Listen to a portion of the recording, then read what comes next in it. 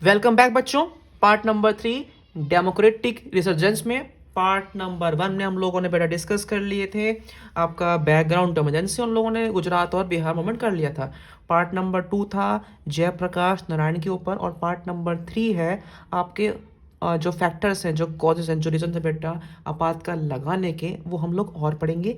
और इमरजेंसी को जब लगाया गया वो सारी बातें हम लोग पढ़ने वाले हैं। मतलब इस पार्ट में हम लोग कंसिक्वेंसेस से पहले पहले वाला सब कुछ कवर अप कर लेंगे, जो कि बहुत इंपॉर्टेंट है आपका ये। तो अभी जो टॉपिक हम पढ़ने वाले हैं वो कौन सा है, वो आपका है रेलवे स्ट्राइक 1974। ठीक है, रेलवे स्ट्राइक 1974। जॉर्ज फर्नांडिस जो थे, जॉर्ज फर्नांडिस ने एक स्ट्राइक अरेंज की। स्ट्राइक मतलब हड़ताल। ठीक है, इनके साथ कौन थे? इनके साथ थे रेलवेज के कर्मचारी। ठीक है, अब स्ट्राइक क्यों की? स्ट्राइक इसलिए की क्योंकि यहाँ के रेलवेज के एम्प्लॉयज जो थे वो बोनस और सर्विस कंडीशंस को लेके कुछ उनके डिमांड्स थी, जो सरकार से वो चाहते थे पूरा करवाना, लेकिन सरकार उनकी डिमांड्स को नहीं पूरा कर रही थी। तो जॉर्ज फर्नांडिस की लीडरशिप में इन लोगों ने नेशन वाइड स्ट्राइक को अरेंज किया। ठीक है, यानी कि the National Coordination Committee for Railwaymen Struggle, led by George Fernandez, gave a call for nationwide strike by the employees of all the railways for pressing their demands related to the bonus and service condition. Employees की जो demand होती है, जो मांगी होती है, उनको दबाया जा रहा था। तो उन मांगों को मनवाने के लिए जॉर्ज फर्नांडिस ने एक स्ट्राइक अरेंज कराया। आपको ये जो गवर्नमेंट थी, the government was oppose to these demands, so the employees of India's largest public sector undertaking went on strike in 1974 में। मई 1974 में इन लोगों ने स्ट्राइक को अरेंज किया था। आपका ये नेक्स्ट पॉइंट हम लोग आते हैं। The strike by the railway employees add to the atmosphere of labour unrest. It also raised issues like, इस स्ट्राइक में आपके राइट जो थे आपके ना, मतलब कुछ और इश्यूज भी आपके आए थे, जैसे कि rights of the workers and whether employees of essential services should adopt measures like strikes. मतलब ये बात जो थी कि जो एम्प्लॉयज़ हैं, ठीक है ना, जो हमारे देश की महत्वपूर्ण चीज़ें जैसे कि रेलवेज हो गया, बस हो गया, ऐसे बंदों को क्या स्ट्राइक करनी चाहिए? अब क्या हुआ? अब इनकी स्ट्राइक को, इनकी हड़ताल को सरकार ने क्या बोला?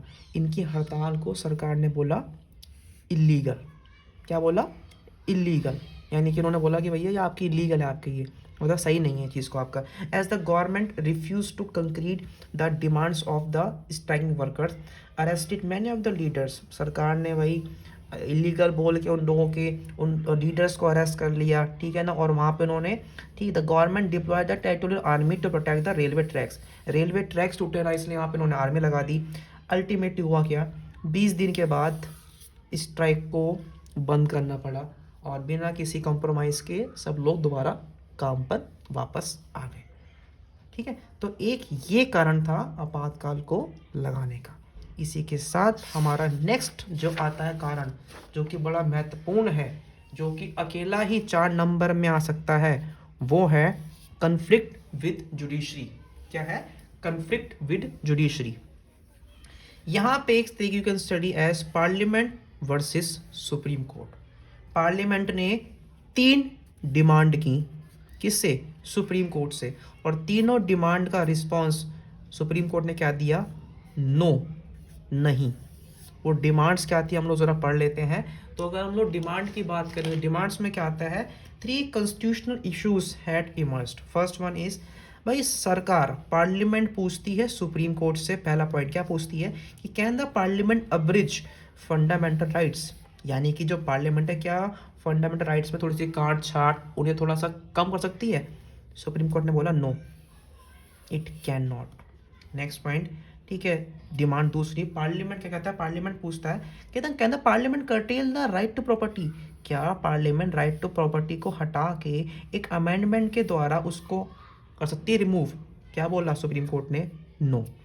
ठीक है, दोनों ही बार सुप्रीम कोर्ट ने नो बोल दिया। अब आती है आपकी डिमांड तीसरी। ठीक है, अब तीसरी में क्या होता है? तीसरी थोड़ी सी अलग है। तीसरे में होता ये है कि पार्लियामेंट ने कॉन्स्टिट्यूशन को अमेंड कर दिया। पार्लियामेंट ने कॉन्स्टिट्यूशन को जो है वो अमेंड कर दिया, saying that it can abridge fundamental rights for giving effect to directive principle. भाई पार्लियामेंट कहता है कि भाई डीपीएसपी को और इम्पोर्टेंस देने के लिए हम लोगों ने फंडामेंटल राइट्स में थोड़े से बदलाव किए, थोड़ा सा कर्टेल कर दिया, बट सुप्रीम कोर्ट ने इस प्रोविज़न को भी रिजेक्ट कर दिया। ठीक है, यही इसी दौरान में इसी पीरियड के दौरान आपका केबीसी वाला केस भी हुआ था। केबीसी यानी कि केशवनंद भारती केस। इस केस में आपका सुप्रीम कोर्ट ये बोलता है कि the parliament can not amend the basic structure of the constitution. ठीक है ना, जो आपका संसद है वो संसद के मेन ढांचे को, बेसिक आपका स्ट्रक्चर को, उसको वो अमेंड आपका नहीं कर सकती। तो अब क्या हो गया, अब बवाल कट गया, यानी कि पार्लियामेंट ने जितने भी काम किए सुप्रीम कोर्ट ने उसको सबको बंद करा दिया। तो इसी चीज़ में एक और बात जुड़ती है, वो बात ये होती है, ठीक है, कि भाई चीफ जस्टिस ऑफ इंडिया के लिए एक वैकेंसी निकलती है। ठीक है, अब वैकेंसी जब निकलती है तो इस सीजेआई बनता कौन है, कौन कौन बन सकता है। सवाल ये है कि सीजेआई कौन कौन बन सकता है। तो होता ये है कि it has been a practice to appoint the senior most जज ऑफ सुप्रीम कोर्ट। भाई सुप्रीम कोर्ट के जो होते हैं ना सीनियर मोस्ट जज, उन्हीं को बनाते हैं chief justice of India. But हुआ क्या, हुआ ये कि भाई गवर्नमेंट ने 3 जजेस और थे जो सीनियर थे, उनको हटाकर, उनको साइड में करके जस्टिस एएन रे को चीफ जस्टिस ऑफ इंडिया बना दिया। अब हुआ क्या, अब हुआ ये 3 बंदों क्यों नहीं बनाया, क्योंकि ये 3 बंदे वही थे सुप्रीम कोर्ट के जिन्होंने कांग्रेस के खिलाफ अपनी रूलिंग्स दी थी, उन्होंने खिलाफ उनके अपने फैसलों को सुनाया था। तो हुआ ये कि जब जस्टिस एएन को बनाया तो the appointment become politically controversial because all the 3 जजेस who were superseded had given rulings against the stand of the government. सरकार के खिलाफ फैसलों के जो दिए थे फैसले वो इन 3 लोगों ने दिए थे, इसलिए सरकार ने इनको वो कर दिया, नजरदार कर दिया।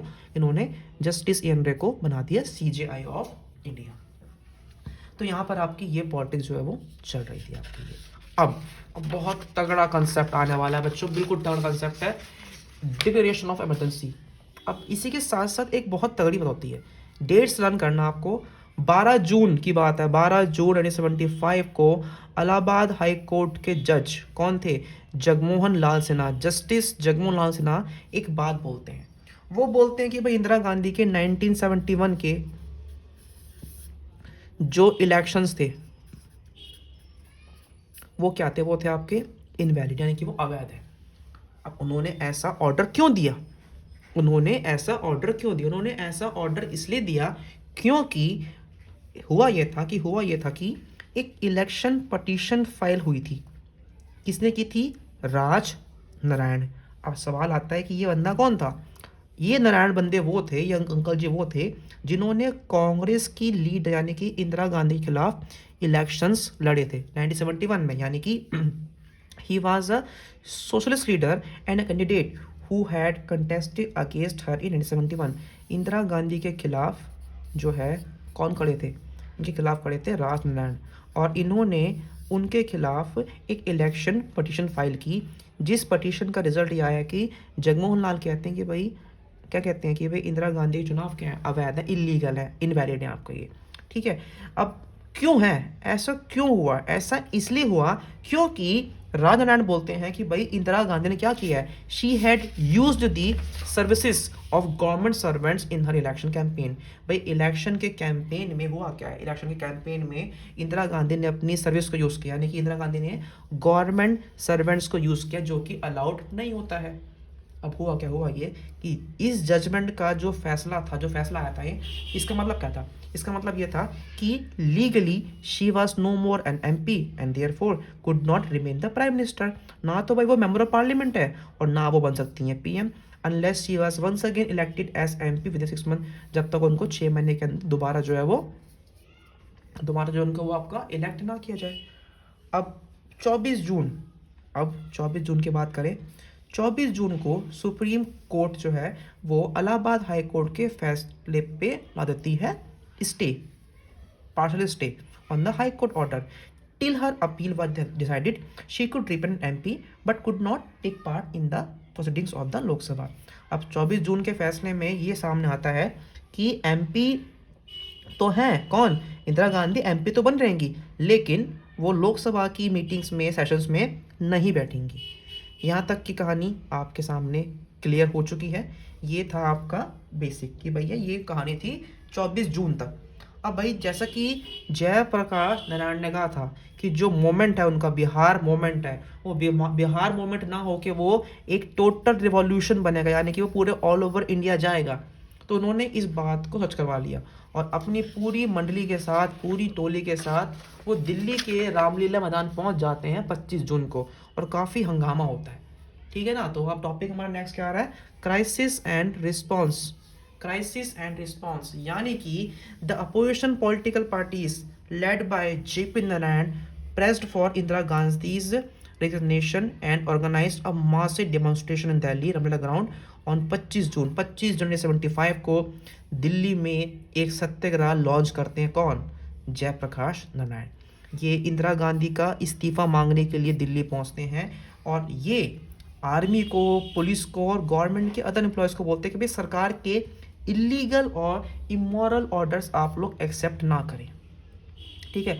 देश का पूरा माहौल खिलाफ होता है कांग्रेस के, और कांग्रेस के ऊपर काफ़ी होता है प्रेशर, और उस प्रेशर को कांग्रेस झेल नहीं पाती। और अक्सर और एक्चुअल में होता क्या है, कांग्रेस इंटरनल डिस्टर्बेंस का बार लगा के, कांग्रेस इंटरनल डिस्टर्बेंस यानी कि आर्टिकल नंबर 352 को यूज़ करके कांग्रेस कहती है कि भाई हमारे देश में अंदरूनी गड़बड़ी है, इसलिए हम लोग क्या लगा रहे हैं, इसलिए हम लगा रहे हैं आपातकाल। यानी कि the response of the government was to declare a state of emergency on 25 January 1975. The government declared that there was a threat of internal disturbance. ठीक है।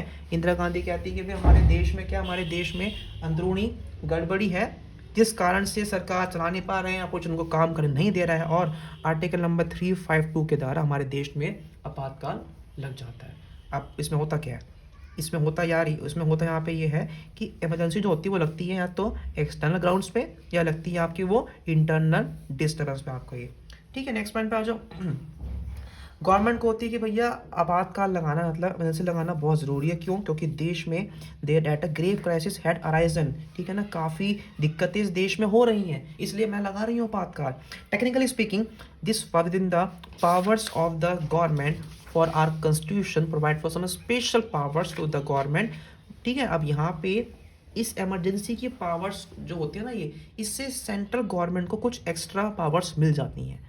ठीक है ना। और जब मैंने आपको हमारे पार्ट 1 में बताया था कि जब होता क्या, जब इमरजेंसी शुरू हो जाती है तो होता ये है कि the federal distribution of power remain practically suspend, यानी कि जो हमारे देश का फेडरलिज्म, यानी कि हमारे देश में जो पावर्स का डिस्ट्रीब्यूशन है वो हो जाता है सस्पेंड आपका। उसी के साथ साथ सारी पावर्स किसकी, आपकी स्टेट पावर्स की, वो सेंट्रल गवर्नमेंट के हाथों पहुंच जाती हैं।